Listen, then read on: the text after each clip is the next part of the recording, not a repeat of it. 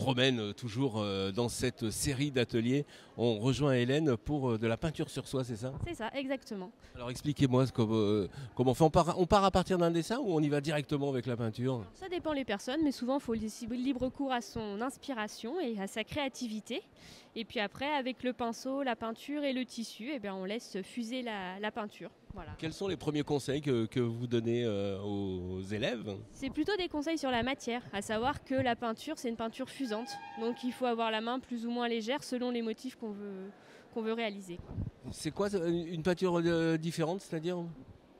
Une peinture, C'est la matière qui est différente? ouais, en fait, c'est une peinture qui fuse, donc qui se disperse rapidement sur le tissu. Ouais. Donc, si on veut faire des motifs plus fins, eh ben, il faut avoir la main plus légère avec le pinceau et la matière. Voilà. Il faut avoir quand même des qualités de dessinateur ou de peintre ou pas du tout? Pas du tout.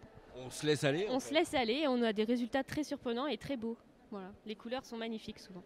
Alors en fait c'est ça, on le voit ici sur les images. En fait il y a de très belles couleurs, c'est très très coloré en fait.